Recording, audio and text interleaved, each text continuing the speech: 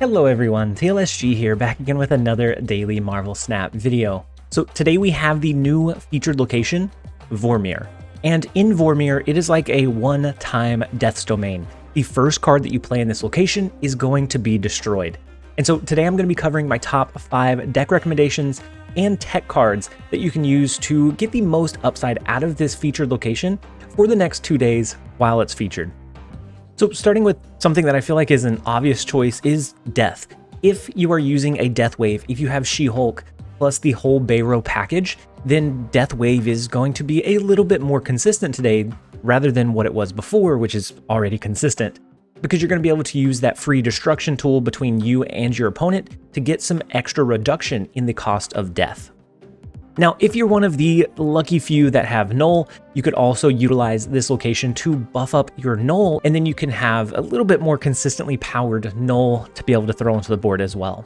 But if you're like 99% of the rest of us, maybe you don't have Null, and so maybe you're just going to play a counter style deck list. Armor is going to be phenomenal at blocking your opponent's destruction plans. I anticipate that there's going to be a lot of Death Wave today, and if you can block them from being able to do their destruction tools, whether you block Vormir or they just start stacking their low cost cards in their other lanes, then you can use an armor to protect it, and I think armor is going to be pretty valuable today and tomorrow while this location is featured. If you're going back to the good old days of using the Spectrum ongoing style deck list, I think Colossus is going to be a sleeper pick for this location. You can drop Colossus into Vormir, and I think that should count as your first card played, but Colossus's ongoing ability will kick in, and then all of a sudden you don't have the downside of your cards being destroyed, and then you can play freely in the lane the rest of the way. And if this location functions the same way as Death's Domain, then Colossus should be able to be played into the location without any worry of it being destroyed. Similar to how you can play a Professor X and then that ongoing ability triggers before the location's ability, it should be the exact same for this one as well.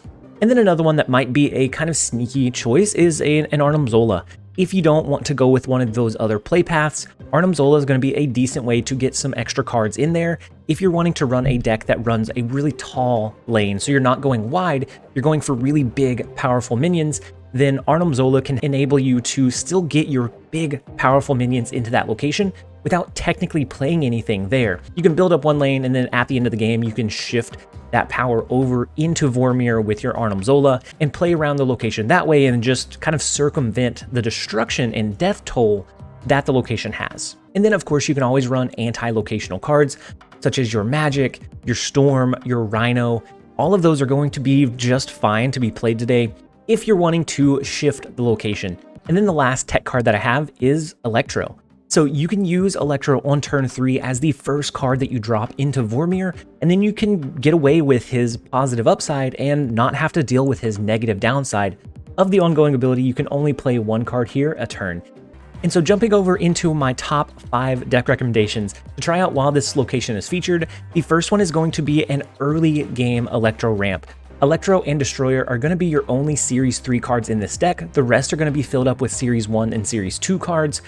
Now, if you don't have Destroyer but you have Electro, then you can substitute Destroyer for another big high power play, since you're not going to have the limitation of Electro if you drop it into Vormir. But if you have Destroyer, it's a great way to increase the consistency of the deck list by using your Electro, allowing it to be destroyed, or if Vormir does not turn up, you can still destroy your Electro with a Destroyer play on 5. And so this list was brewed a while back by one of my Discord members, Pilk Enjoyer, who had an alternate account and used this deck list to hit infinite on that account. And it functions pretty simply. Your main goal is to have some kind of early game power push in your Sunspot Iceman armor, and then transition into your ramp components. So if it's a game that you want to drop Electro, on 3 you'll drop Electro. That allows you to do a 5 cost drop on turn 4. And so you could use your Hobgoblin early. You can drop an early Iron Man, an early Professor X. And then going into turn 6, you can either decide to lean into a 6 cost drop or continue to do your 5 cost drops. Gamora is a great secondary drop. And if you have a deeper collection pool, you can substitute some of these cards out for other cards that might serve you a little bit better. But I think this one will do pretty well today, especially with being able to increase the consistency that you get rid of Electro as one of those negative downside cards. And then the second list that I have is a deeper collection Electro Ramp deck. Now, this one uses a few other tools to be able to have a consistently high power push. Now, this one was listed on Marvel Snap Zone. I haven't tested this one out, but the overall build of it looks pretty good. It looks like it's going to be a consistently high power, high disruption style deck. And of course, it leans on all of our least favorite card, Leader. This is going to be the only deck that I recommend today that has Leader in it, just because it is so very commonly played right now. It does use BAERO to disrupt the opponent's drop location, which can win you the game by itself if you have initiative going into that last turn.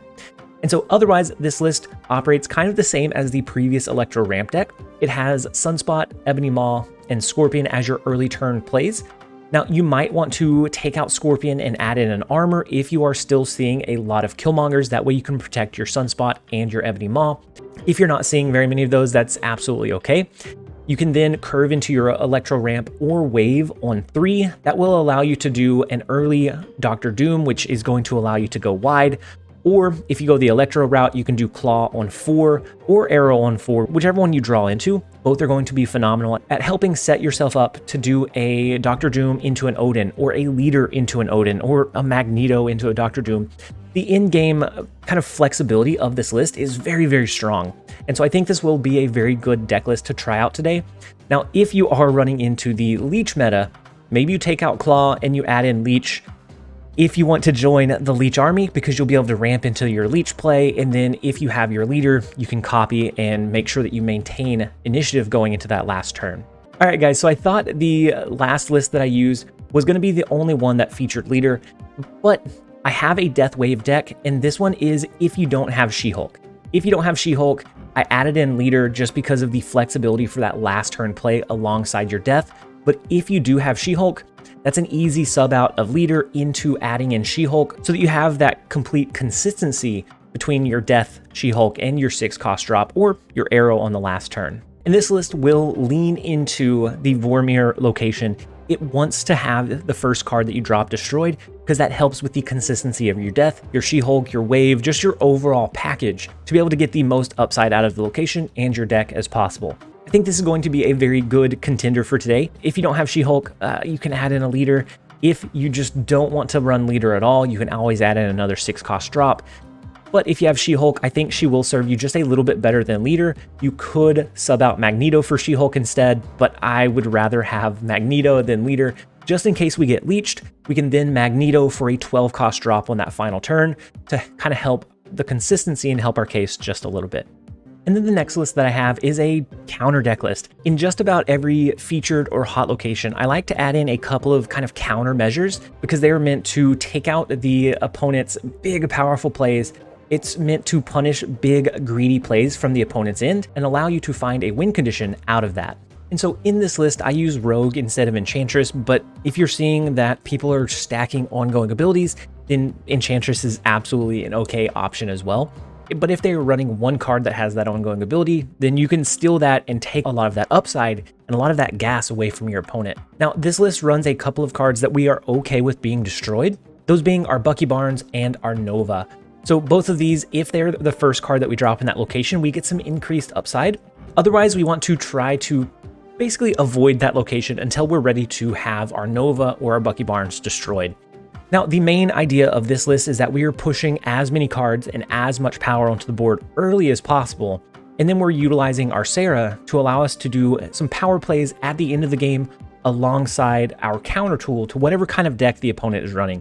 If they're running something that runs a really big, high-power minion, then our Shang-Chi is going to be great. Otherwise, a Rogue/Enchantress is going to be great as well.